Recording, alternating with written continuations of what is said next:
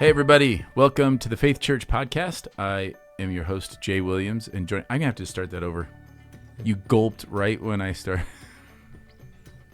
Is that why you start? You Well, you had this moment of like, huh? You gulped, and then I was like, I'm impressed that hey, you could hear it. Well, yeah, not only could I hear it, but the sound waves are here. I was like, oh, yeah, everybody can hear You that. can mute me. Right? Yeah, well, it's too late. Now it's going to stay in. Hey, everybody. Welcome to the Faith Church Podcast. I'm your host, Jay Williams. Joining me today is a very thirsty Jeff Clossy. Hey, good morning. Happy, colorful Tuesday morning, Jay. Now that sounded like passive aggressive or like a backhanded compliment. Colorful Tuesday implies we all know that tomorrow all the leaves are going to be gone. No, I 12 was actually. inches of snow are going to hit. Are they really? No. Oh, okay. I was going to say, I would be shocked. I was doing the thing. Hey, we're going to pay for this weather. We're going to pay for this. It is unbelievable. I went, yesterday was my day off, and I got to take a bike ride. I hadn't done one for quite a while, and I couldn't believe what I was seeing. I had to keep stopping and pulling my phone out, taking a picture, and then keep riding. It is unbelievable right now. We had that. Judah and I drove to New York. We were gone over the weekend, and we drove to New York to go to the Baseball Hall of Fame. So driving through Western New York with all the colors was really beautiful. And what's so funny was we found kindred spirits in Western New York because at this thing that we went to like Judah and I, like the boys, we play like these tabletop sports games. And so the creator of the baseball game that we love and we've become friends with hosted a special event at the Baseball Hall of Fame. So we got to play this nerdy tabletop baseball game with Hall of Fame players in the Baseball Hall of Fame, and which is for baseball nerds was pretty awesome. But it's like multiple layers there. Yeah, so many layers, and it was awesome. But a guy that was hosting it was from Western New York, and I was telling him how beautiful it was. He goes, it's not nearly as pretty as it usually is. Like we got so much rain this year that it's just brown and yellow. Like there's no vibrant reds or whatever. And I thought, oh, you guys are just like us. You're just like the Midwesterners. Like, well, we were complaining about how the colors weren't awesome because of the drought that we had, and or that the leaves fell off faster and they didn't get a chance to turn. And now they're complaining that it's not as beautiful as normal because of all the rain they had. And I thought, is there anyone happy this year with the fall colors? Well, Jay, human nature, right? That's right. I felt like I was at home. Yes. I thought, oh, I know how. Yeah. Even just looking out the window right now, I can see these really red ones. I think we did get duped. I think there were some trees that dropped early. It just fell early, but then it seems like it slowed down because now that I saw these red ones, I've been observing in my yard. I mean, even if I did all the leaves today, I still have 3/4 of them to do because they're on the trees. I think you're right. I think we did get duped. I definitely think there were some trees that dropped early and barely changed at all, and we thought, oh, that's going to be all of them. But I think everything else is functioning the way it pretty much normally does, and it's amazing. It is amazing. So driving through Western New York, being able to see, multiple times, just looking out and seeing like, wow, and then and it's so interesting because there's a lot of red barns like there are here, but you see a lot more horses.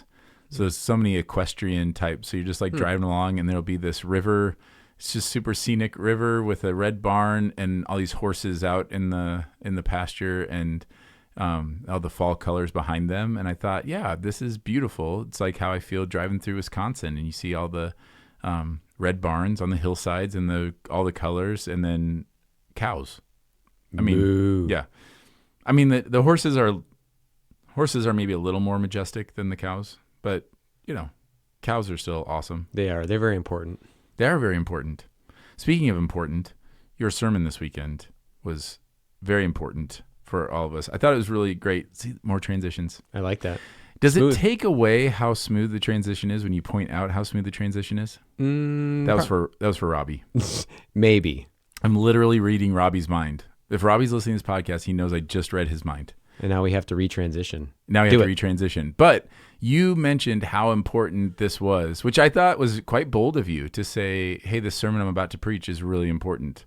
That was unlike you to be so bold and so like, listen to me. I have lots of important things to say. I'm just kidding. But definitely felt as I read it, I was like, the more I studied and the deeper I got into, what's underneath it all. Yeah. I was like, I mean, you could have written this week. Like someone could have written what James wrote like 2,000 years ago this week, and you wouldn't have known the difference because he's getting at something that is so applicable right now. It always has been. I just think that we're in an age that it just, to me, feels like it's needed. And do you feel like that's every age? Like, so probably. I mean, just that's wonder. I mean, every era. I can't think of an era where there wasn't this. I mean, this. I don't know. This important idea that wisdom, like, what is wisdom? Where do you get wisdom from? What does it look like? Who do you listen to? Who do you allow to influence you? I can't think of a generation that there weren't major issues like that going on. Now, today, there's uniqueness in each one. So there's something specific about our cultural context, but there's something really generic about the human experience too. And I think whenever you see through Scripture, and I thought you did a really great job of that, of connecting like the context of what was going on there and seeing how to apply. And so that's a really good just biblical principle of understanding the Bible, is that there is a generic human condition that exists all time. And so when the Bible talks about heart motives and talks about, big picture, like nature, character of God, nature of man, all these different things, these are the things that are consistent all the way throughout. And that's where you feel like, was this written yesterday? Because was somebody observing the world I live in to talk about this kind of worldly wisdom? And then the specifics of their situations are different. So when people say, well, the Bible was written 2,000 years ago, how is it applicable today? Well, it is very much, because it deals, the Bible specializes in those eternal things, in those root issues that are common among all people all time. The specifics of specifically what they're dealing with, like should they eat meat or should they not? Should they have special seats up front for wealthy people? Should they not? Should they have braided hair? Should they not? Those are very specific cultural things that we need to extrapolate. Like we need to look and see, okay, what was the heart issue they're dealing with? And then how do we apply that to today? And I do think that's important to not get those confused and to realize, because one is you could look at it and say, well, we don't, like, what do they have in common with us? And so you just dismiss Scripture. The other is when you take some of those cultural applications and try to directly apply those cultural applications, to today. So that's a little sidebar that I thought you bringing this up and saying, yeah, how fitting that we are dealing specifically with this issue. And I thought you set that up really well. I mean, I think, yeah, what I think it's God's mercy to me. Do you ever wonder, Jay, like I sometimes feel very thankful that in my teenage years and in college years, there wasn't social media that I could get my words out to a lot of people, because it's interesting the foolish things I would have said. Oh yeah. I just didn't have the ability to do that. Like there just wasn't an option. And now there is. Like I can get my words out to anyone in the world to hear, just because I think they need to hear them for no other reason. You know, just I want them to hear it. And I think that's where it feels so urgent for the church especially. Yeah. Because our words are out there and we have this ability with really like no effort to publish them. And in a lot of ways, that's really amazing and a gift. But in a lot of ways, it does, because of the quantity of information and the quantity of data, it does make it challenging, I think, to sort through, is this worthwhile? Right. Like either what I'm saying or what am I reading right now? Is this actually true or is that true? And we wrestle with that. And it's interesting how, in a lot of ways, I think what James is calling us to is relationships, like knowing the people that we rely on. And there's only so much of that we can do, like in the end, we're going to have to rely on some information from people that we don't know. But in the church, I think that's where it's especially important that when we're talking about how we live this out in our communities here, we get the information about that from people who are here, from each other, right? Because we're the only ones, the people that live here are the ones that God has called to live here and that he's working in, not someone on the other side of the country who has no idea about our context. So that's where I felt like, yeah, this feels so applicable. And obviously the word always is. When we don't see the applications, it's because we haven't, our eyes aren't open or our heart isn't open to what God is saying. But felt very urgent and important. Let's just say that. I think so. I mean, what you just said there about how social media and how we have this ability to just get our words out anywhere, it also means there's just so much to try to wade through, which I think that shows in our way of like, we don't digest anything fully, right? We don't, we read headlines. We want sound bites. We don't actually take the time to digest things because there's just so much to get filtered through, right? So if you think about, 150 years ago, a family might only have a few books. And so you'd read the same books over and over and over again, and you would digest them. And now you can have thousands of books that you never read. And if you do read them, I feel this pressure. I feel like I got to work through this quickly because I've got 100 other books on my list. And what that means is we don't fully digest. And then what that does then is it changes the writing style. So now the writing style is quick and bullet point. And so when that happens, we lose things like nuance and complexity.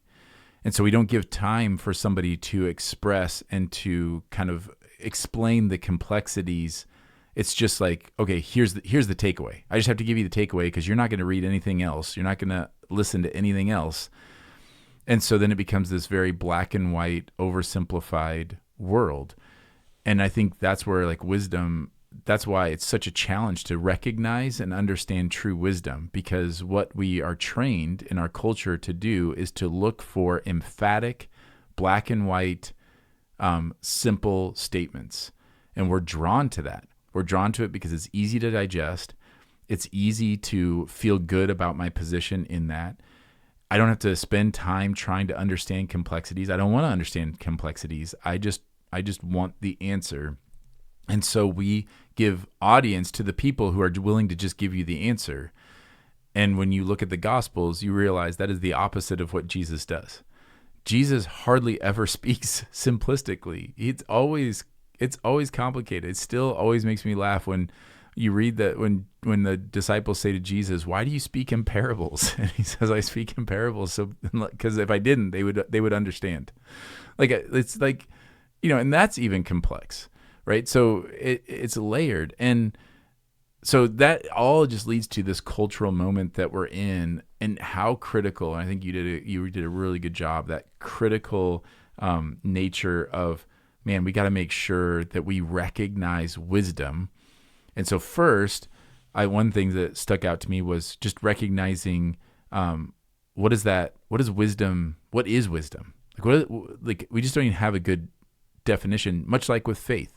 So the parallels are awesome here in James, where he's like, look, I mentioned a couple weeks ago that just because you call something faith doesn't mean it's faith. Just because you say it's a thing doesn't mean it's that thing. And so James is saying faith is three-dimensional. It's not just about knowledge that you have. And then he goes on to wisdom. And so the parallels between faith and wisdom, like what they have in common is both that if they are only knowledge, they're not that thing, that it's accompanied by action. Mm-hmm. And here, so I'm curious, I'm curious, like some of your thoughts behind that. This is something that I drew from what you said. I thought, man, this is really ironic that the person who is wise is the person who has knowledge and then lives in accordance with that knowledge. And I would argue correct knowledge, right? So you could act in accordance with your knowledge, but your knowledge could be wrong, right? Mm-hmm. So I could believe that we should drive on the left side of the road, and that everyone drives on the left side of the road, and then I go and I could drive down the wrong side of the road, the left side of the road here, and get into an accident. That's not wise. So for wisdom, and I thought you did a good job of this, of saying it doesn't mean we don't care about things like theology. Mm-hmm. It's not that there isn't stuff about truth. This is not some kind of relativism, but that's only a part of the story. Having the correct knowledge So knowing that you're supposed to drive down the right side of the road, but then not driving down the right side of the road because you just think it's more, you just want to go down the left side of the road, that is also not wisdom. So you could have the correct knowledge, but not live that out. And that's actually foolishness. So the other one is ignorance. Like if you just mistakenly thought that you're supposed to drive, that we drive on the left side of the road, and so then you act in accordance with that, that's not necessarily foolishness. That would be more like ignorance. You are unaware. But to know you're supposed to drive on the right side of the road and not do that, that's foolishness. And that is even worse than ignorance, like in scripture. Like you're that when in the Psalms, they talk about the fool.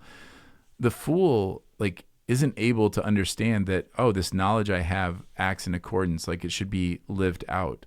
And I see that so often, and I hate it. Like I see it in myself, and I see it, and I'm just like, this is foolish. You say you believe this, but you're not acting in accordance with that wisdom. So I don't know, like that might just be a random, but that was one of the big thoughts that I had from early on in your message. Yeah, really well, I think I avoided giving it a sentence definition because I do think you're highlighting, like, wisdom is complex, and sometimes it is like as simple as I need to live out what I know to be true, and then it gets even more nuanced though, where it's like I need to live out what I know is true in accordance with God's love and character, because we could live out what we know is true, but maybe that's not the most loving thing in that moment. The timing of how we apply our knowledge matters as well. So how we interact with each other. So say we have, an important conversation we need to have with somebody that might make them upset. Wisdom is the thing that helps you to know when is the best time to do that. And you think about all the factors that go into that. So say the driving one, like I think that's good that we understand we drive on the right side of the road. I think wisdom comes in when the road conditions turn slippery for the first time this winter. Wisdom is the thing that says the speed limit's 55, but I'm going to go 45 around this curve because it might be, whatever. So that's where I think it's really powerful and also can be fleeting for us. You could have someone sitting next to you that says, don't worry about it. You've got four-wheel drive, fly around that corner. That might not be wise. That's not going to necessarily help you once you're in this corner. So we function every day according to wisdom and not just information. We're always sifting through, how do I use this? And what would the best use of it be? And I think especially when you read something like what James says, that there's a wisdom that comes from above and has this divine source. And then there's this like so-called alternate wisdom that is actually from the pit of hell. It's actually meant to destroy. Then I think that's when my ears at least perk up, and I'm thinking, okay, I need to know the difference between these, because one, I don't want to inadvertently advance wisdom that is not from God, and I don't want the consequences that go with that for me and anyone in my life. And I want to be on the other end of it where I'm like helping people with the wisdom from God. So to me, when he identifies the source of that, he really is upping the ante significantly about why it's so important. So, man, you just said a lot of things there that are super, like, man, I want to go down so many different tangents. So here's one. You talked about how the wisdom, the earthly, unspiritual, demonic wisdom that James talks about is destructive by nature. That it's not neutral. It's not just the absence of godly wisdom. It's actually destructive. And I think this illustrates what that makes me think about when you're trying to illustrate this idea that it's not just about having the right facts, but and so often people will say, okay, but the most important thing is that you speak truth. We should do it in love. This is kind of a general tenor that I hear. Most people don't say, like, it doesn't matter if you speak it in love. Now, there are some who do that. But I'm going to go ahead and say that's a fringe group that just say, yes, facts don't care about your feelings and they don't really care at all, that kind of thing. But the more common thing that I see is, but truth is the most important thing. And I should say it in love. I'm working on saying it in love. I'm working on, doing that in a godly way. But the most important thing is that I speak this truth. Let me just show you why that's not actually the case. Mm-hmm. And why it's actually demonic and why the enemy is thrilled about that. You shared that example of that apologist, Yes. who came to your campus. My guess is that most of the students who are hearing that, what they did was like, oh, you're really smart, you have all that, but I don't want what you have. Yep. And so you actually end up making you push someone further away from the gospel by communicating, ironically, by communicating truth and doing it in an unloving, ungracious way, because it poisons the well. You now have taken the thing. So I can't tell you how many times I have shared the gospel with somebody, and their obstacle to hearing it is how they've been wounded by unloving people who said the same things I'm saying. And they cannot receive it in any other way than what they had received it in, which is really harsh and horrible and evil and demonic. And so when you say, and I think we've all had that experience, where you listen to somebody or you hear a news report or you watch an interview with somebody and you just are like, man, I do not like that person. Like whatever they're holding to, like I don't want to be with them in it. It actually poisons. And then you have situations like what Peter said, it would have been better if you hadn't even heard than to have heard and turned back. There's something about how our actions and the way that we share something actually poisons the well of truth. And now the enemy uses that to pervert it, to now twist it so that now it actually, in your sharing in an unloving way, makes that person less likely to receive it. It hardens them to it. And I just, like, if we don't grasp that, if we did grasp that, then we would understand that it's actually flipped. The most important thing for me right now is to exhibit what I'm actually, like the heart of what I'm communicating, to exhibit kindness, to exhibit love, the love of Christ. That's the most important thing. You lead with that. And then, like, I would rather somebody say, like, man, in fact, I have heard this said many times, and I think Jesus would echo this. I've had people say, man, I don't know how to confront this situation in my kids or with my neighbor or right now I'm just focusing on loving them well. And I'm hoping that I'm like getting better at maybe taking advantage of some opportunities to share like a different side, different point of view, or to try to share the gospel. That I would much rather have, right? Like that is unequivocally better than to flip that around and say like, oh, I've shared the gospel a lot with them. Like I'm working on being nicer. Like I know sometimes I come off kind of condescending and judgmental and like I have all the answers. And so I'm working on that. Like that person, I would say, don't say any more. Yeah, stop speaking. your examples, it draws out what James is saying, because that person that said I'm working on loving them well started off by saying I don't know, which is an expression of humility and meekness. That we do not ever have we don't have a God's view perspective where we know the heart and all the circumstances. And as much as we have grown in Christ, we know because of his work in us, we have a long way to go. And not in a discouraging way, in a hopeful way. He's not done with us yet, right. And that's really good news. But the moment we shift from that to like, I have arrived and this other person has not, and they need what I have, that's when we shift from humility and meekness as a recipient of grace to like someone who's kind of a dispenser of grace, like God. Yeah. And he's the only one that has that. And I think it changes the way we interact with people because we can't listen. The person who just wants to dispense, they don't listen. Right. There's nothing the other person could say to them that they feel is valuable or that would help them at all that day. So they are just literally a megaphone, and you need to receive it. And the bummer is for a discerning person, like say it's an evangelistic situation, a discerning person will think to themselves, I hear what this person is saying. They obviously don't believe it because the way they're living is so contrary to what they're saying. They obviously don't even believe what they say they believe, or it hasn't registered yet that their life is out of balance It's not aligned with the message they're proclaiming.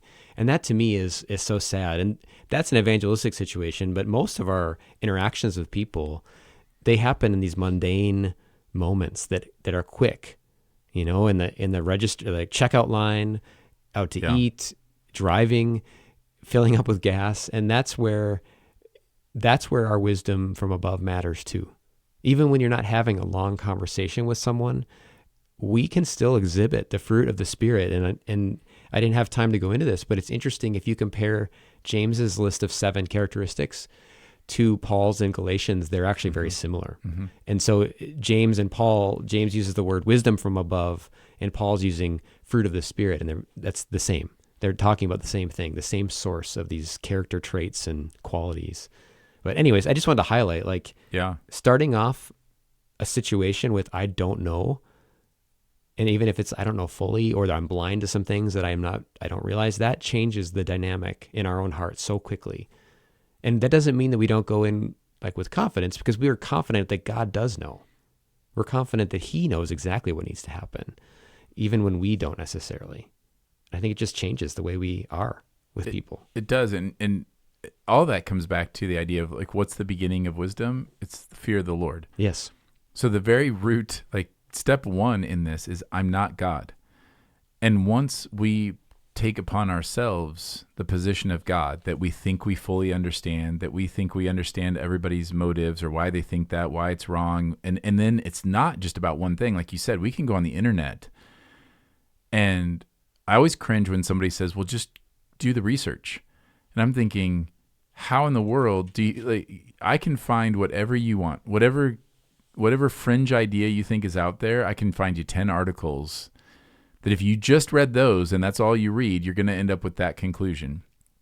And so the beginning of wisdom is not research. The beginning of wisdom is the understanding that I am finite, and that God is the holder and the dispenser of all wisdom. And that true wisdom is wisdom from above, which means seeing things more and more the way he sees them, like with God's eyes, which is sanctification, which happens through abiding in Christ. So the more I abide in Christ and walk with him in humility, seeking the wisdom from above, then that shapes me and that forms me. But it all starts there, is that idea of I don't have all of these answers. I don't know how all of this should work. And it is really amazing if you think about just day to day, how often we function as though we are omniscient. Mm-hmm.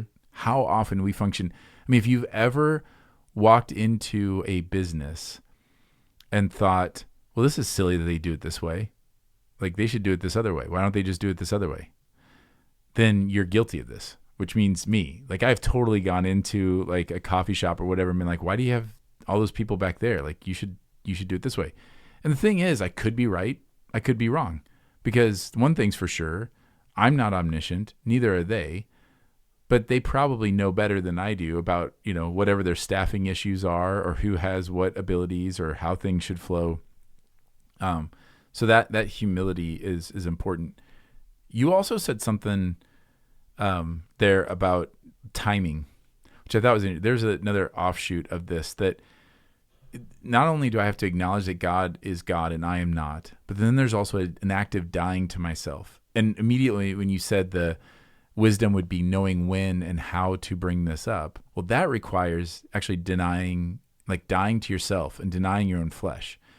Because I think all of us are guilty of, we want things to be dealt with in our timing, right? I can't hold on to this. And rather than understanding, well, wisdom would be, this isn't the time to bring this up. I need to bring this up later, which means I'm deferring quote unquote justice because it's in God's hands anyway. And I just think that's so much of the motive, and we'll get into this next week, but so much of the motives that we have just come down to we think we're God. We think that we should be vindicated right away. We should get the credit that we want. We want people to know that we had this great idea, that we have wisdom. We want them to hear us now. It's why we're not slow to speak. All those different things that Jesus commands us to do all require humility and dying to ourselves, because our flesh wants all the opposite things. Our flesh wants to speak first. Our flesh doesn't have time to listen to people and hear how they got to this point of view and what might be behind it. Our flesh just wants you, like, the important thing is that you understand that I'm right and that you end up agreeing with me. That's the important. That's what our flesh wants. Our flesh wants things dealt with quickly. Our flesh wants an apology from someone that is satisfying. Like, it's just amazing to me how often people will go and apologize to someone and then the person is offended that they didn't apologize properly. And I'm like, good heavens. Like, at what point do you realize, like, this is not, you're looking for things that aren't possible. Like, they're not there. And all of that is foolishness. It's not wisdom, because wisdom from above is that kind of humility, is marked by that humility. Yeah, it's interesting that in a lot of ways it's being okay with being a creature. You know, like, we're limited. And sadly, not only do people around us suffer when we kind of like posture like we have all knowledge, you know, that we can see the future and we know why things are happening, or we also do that with omnipotence, like we have all power and we should be able to fix whatever. Not only do people around us suffer from when we do that, when we kind of exert that because it's not real, but we ourselves do. I mean, think about fears and anxieties that you have, and how many of them would go away if we stopped acting like we should have known and we should have been able to control. And, you know, we should know the future. Like, God hasn't made us to do that, sadly, right? We wish we could, but we can't because we're a creature. And so we not only hurt people externally, but I do think that a lot of our own issues inside of us come from the assumption that I'm not a humble creature. I'm not a sheep. I'm the shepherd, and I should be able to handle this. And there's just a lot we cannot handle. That's why we follow him and we trust him. He handles them. But yeah, that this wisdom from above, I guess that's something it reflects too that I also didn't have time for, but it does affect us internally, even if it doesn't come out in the world around us. It will leak out, you know, in our actions, but there's a lot of things that are just happening inside of us all the time. And I do believe those two kinds of wisdoms, they can reside in us, even when they're not expressed all the time. Yeah, so let me ask this question. It's kind of a more practical question. It touches on a few other things that you brought up that I thought were really, really great and really helpful. So what do you do? How should we then live this out when we are constantly barraged around us by spreading of all kinds of weird, you know, misinformation, twisted, you know, statements about things? These, like we said, sound bites. The funny thing is we want sound bites and article titles that agree with us, but then when it comes to the other side, we like criticize them for not reading things. Like, just why don't you just think this through and just read this whole thing, and you would see how ridiculous this is. But yeah, we don't do that, you know. And I think so. We may know, like, what do you say to the person that says, like, okay, listen, I know I don't have all the answers, but I know that this thing that's being espoused around me and this thing that is being like kind of pushed is false. Like, it's not truth. There are a lot of things in our culture that are things that we look at and we say, man, that's destructive. That is not God's truth, and it's destructive. And I think our inclination is to feel like, well, I gotta fight. Like, I gotta fight fire with fire. And so you mentioned, again, going back to that illustration of the apologist, a feeling like I need to show how ridiculous this point of view is. And in doing so, he ends up being very unchristlike, and then boasts, like, and essentially boasts a false gospel. Even he may be articulating facts that are true, but he's doing it in a way that is false. And he's, like I said, he's poisoning the well. So what does a person do with that feeling of like, well, I feel like I need to respond to that post, or I need to tell them that that's not the way that it's supposed to be, or I need to make sure that I communicate this, like, these facts and this truth.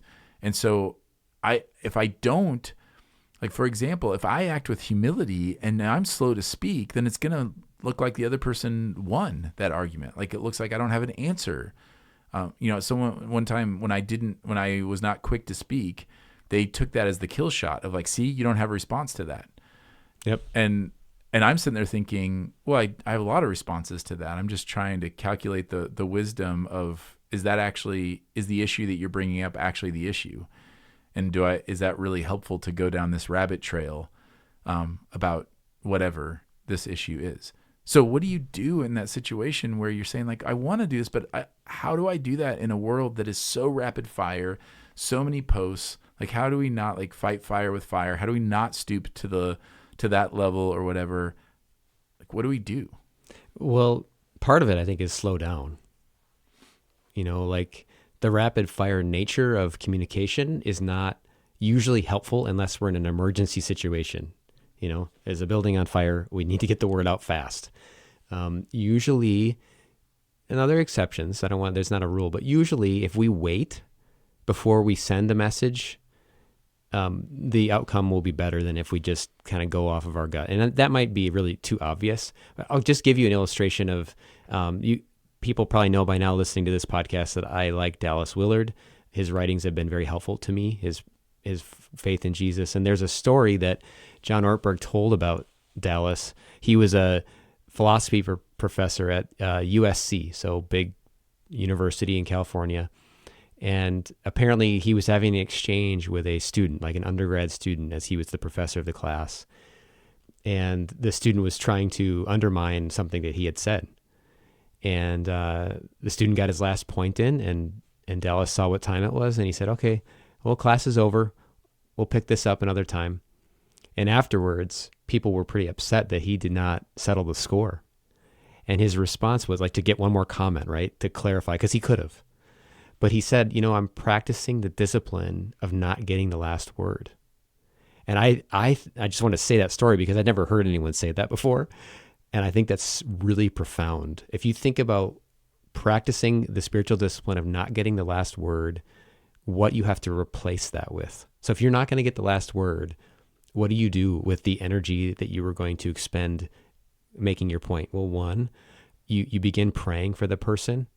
And maybe at first your prayers are a little like spiteful, but as you connect with God, he can actually change your heart so that your prayers become more life-giving for that person and blessing and bringing goodness.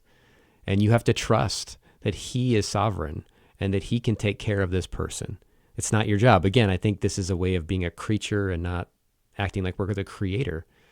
I also think that, to be honest, like if we believe that what the Bible says is true, like if we just read the first 3 chapters of Genesis, then we would expect to be surrounded all the time by ideas and philosophies that are contrary to God's ways. That is just needs to be our expectation rather than our shock.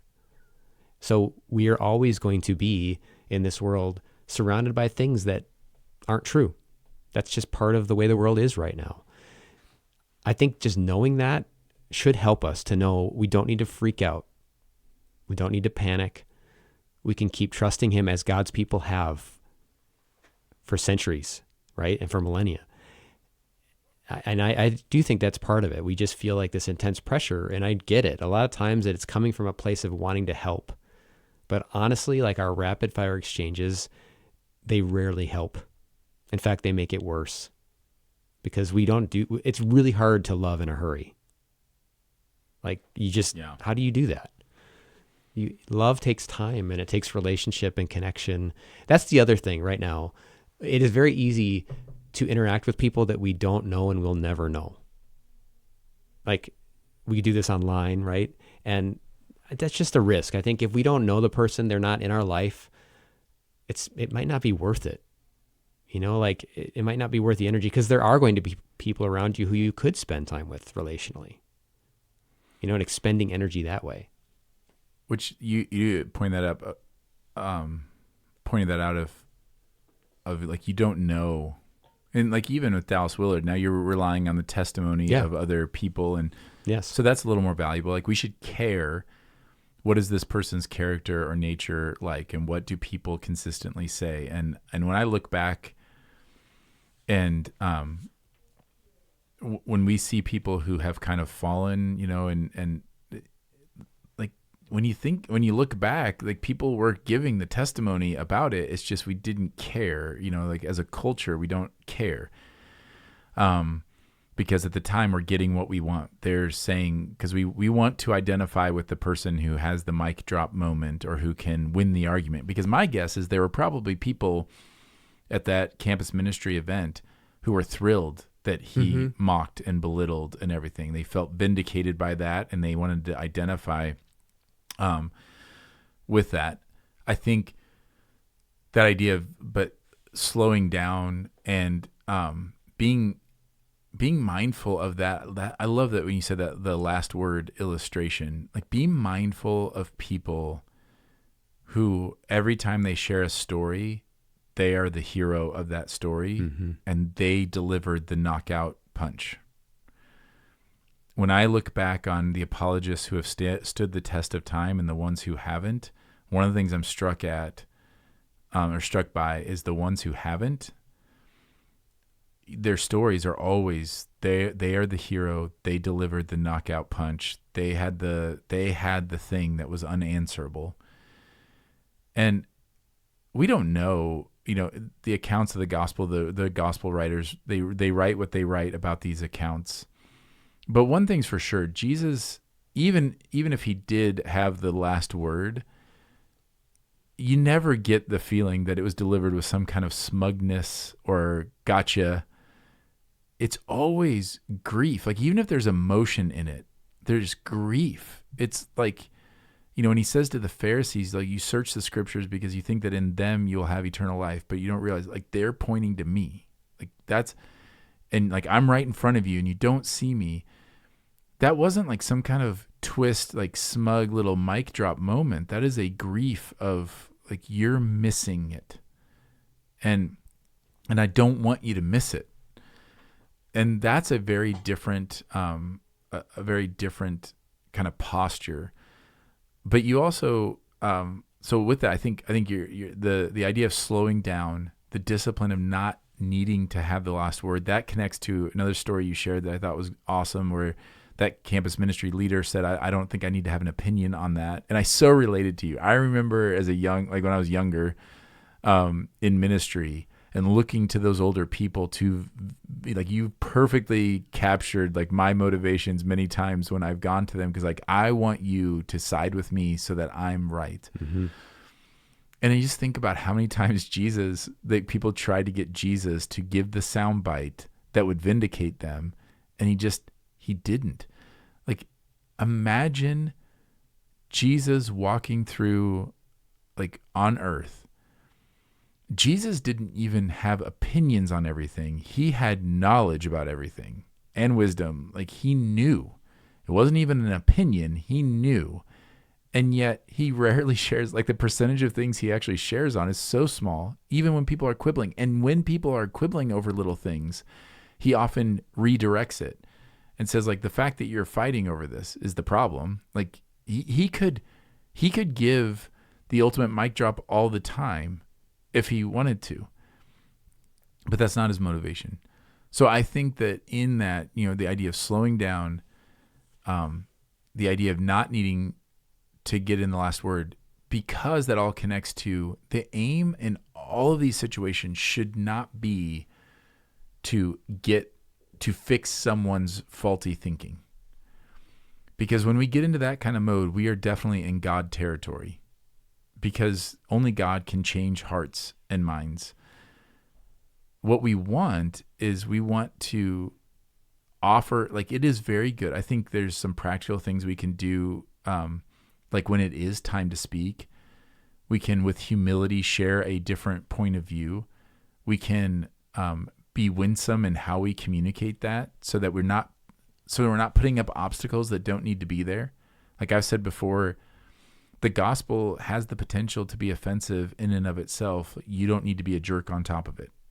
Like, that's a whole, like, we add obstacles to this. Like, if someone's going to already have a hard time with what you're sharing, then don't add other unnecessary obstacles to seeing that or understanding that.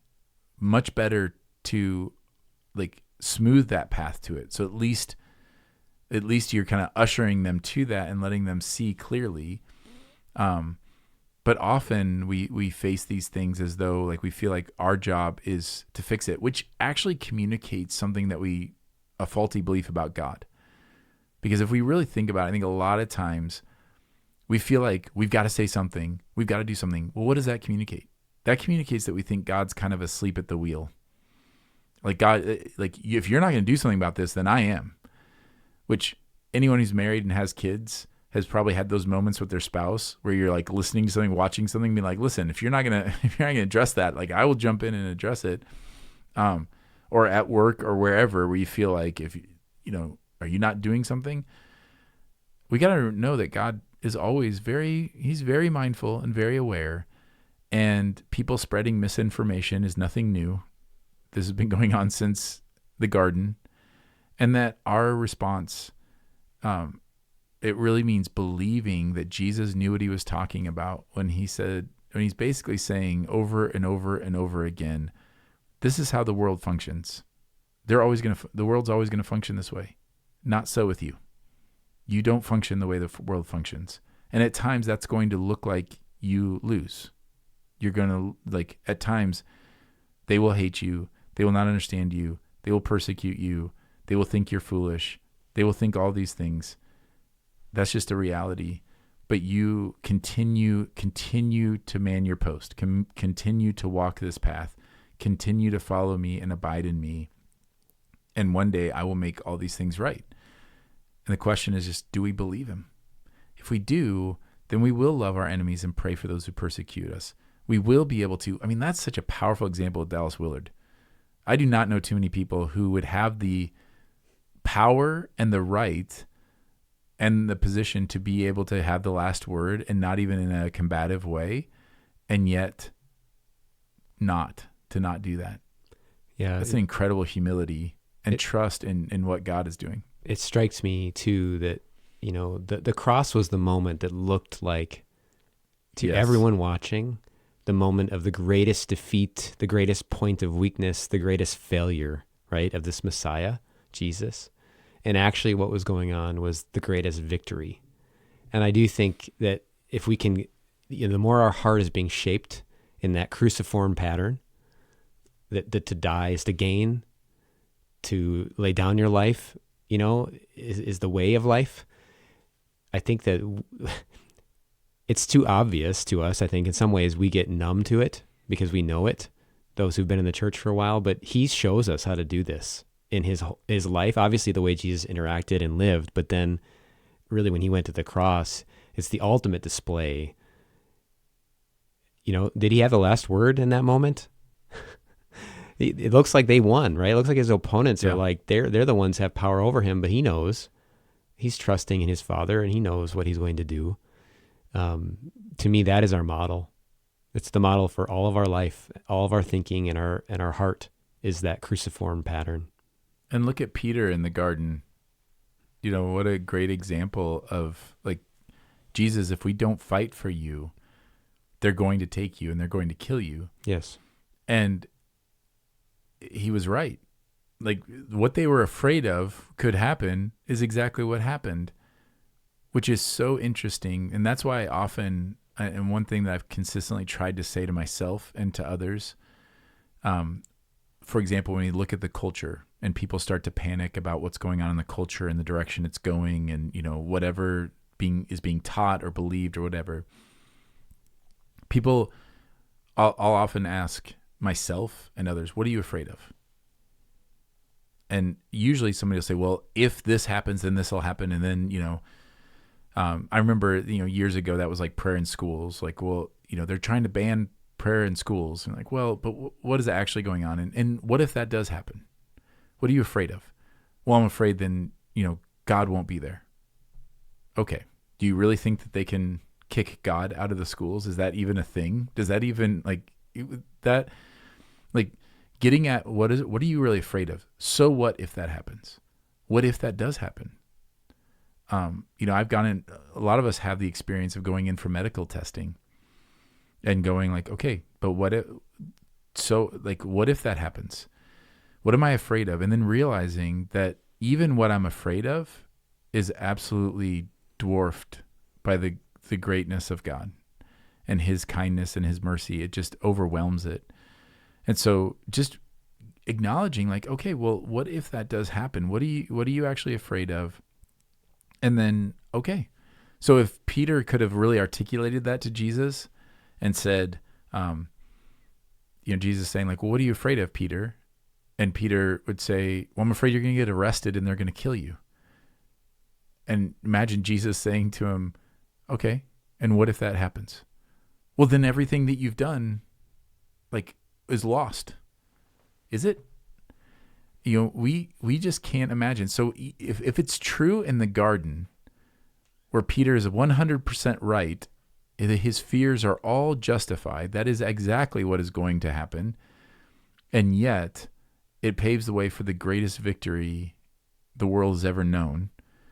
How much more in our little day-to-day debates and conversations, how much more should we be confident in that? That, well, if I don't answer them back, if I don't respond to that, then they're going to think that they won. Okay. What if they did? Well, then they're going to get other people to think that they won. And then that means, people are going to vote this way, and that's going to, okay. And what if that happens? Is God no longer sovereign? Does God not have any control over that? The most important thing always for Christians is to be faithful in the moment to God. Faithful in the moment. It is not to try to help God, make the culture more Christ-like. It's not to try to be God's PR man by twisting truth and by softening things that he says. It's not like God does not need our help in any of those things. What he needs from us, and doesn't need us as if we're served by them, but what he desires for us is that we would simply, moment by moment, trust him. And sometimes that means trusting him to say something that will maybe upset somebody else, but we do it from a heart of humility and compassion, and they may not like it. So it may take courage in that sense, or the courage that's required and the faith that's required may be to stay silent, and to not say anything, and trust that God will make that right, and he will give the, in the moment and in the due time, he will make things right. I just think that and ultimately that comes back to that being wisdom, and wisdom that comes from that place of knowing I am God's faithful servant. I'm the beneficiary. He's the benefactor. If he tells me to stay quiet, I'm staying quiet. If he tells me to speak, I'm going to speak. If he tells me to think more about this and try to figure out a solution to this, then I will do that to the best of my ability. If he tells me to let it go and not worry about that, I'm not, and the only way you get that is abiding in him day by day. Like you said, it's not going to happen just in the big moments. Where we grow in that is in the small moments, at the grocery store, in the little moments with our kids, the first few moments after we wake up in the morning, like these little moments of just trusting God and saying, this is what faithfulness looks like.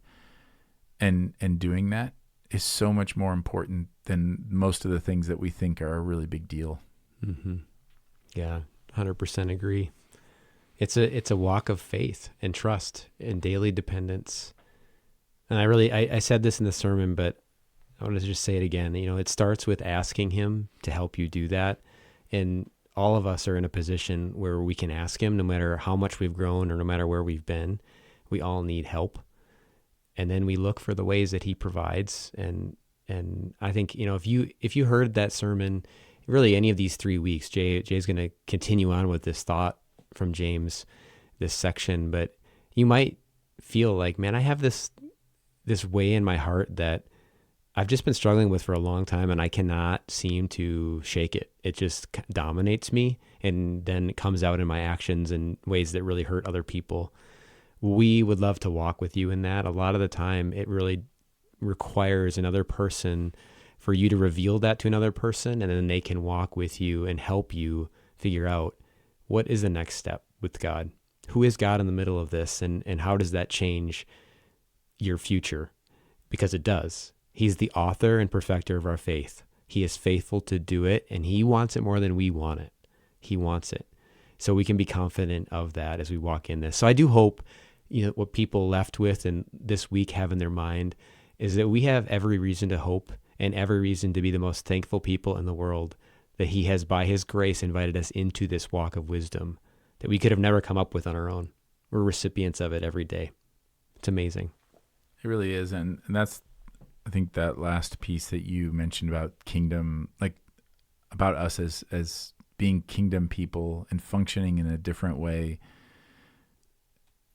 We're seeing fruit of that in our community, where the cumulative effect of, like, say in our schools, for example, the cumulative effect of faithful teachers who just have consistently loved students, loved their coworkers, consistently day by day being faithful, has a cumulative effect where not only are they seen as people who have wisdom, like a unique wisdom compared to the culture's wisdom, but our church family gets that reputation of we are a people of this wisdom from above that is open to reason and is meek and humble and servant-hearted, and so we get to benefit from one another in that we get to be a people. And so it's both really amazing that we get the benefits of what other people are doing in that,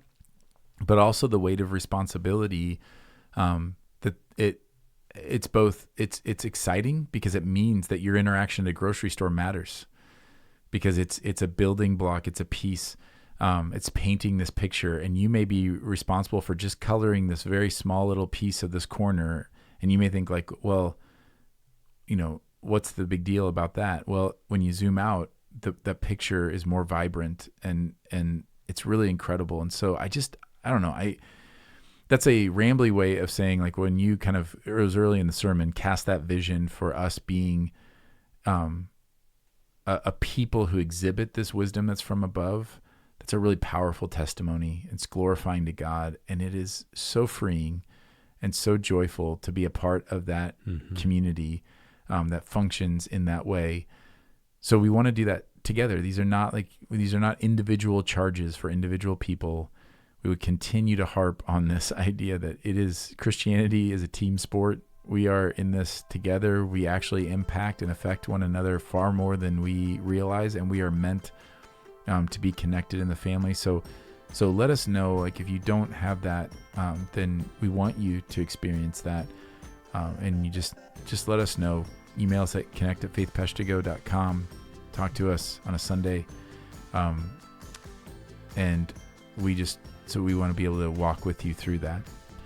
All right. Well, I thought it was a great sermon. A lot of stuff to talk about. More we could talk about. We hope that this has been helpful to you as you abide in our Jesus. Until next time, grace and peace.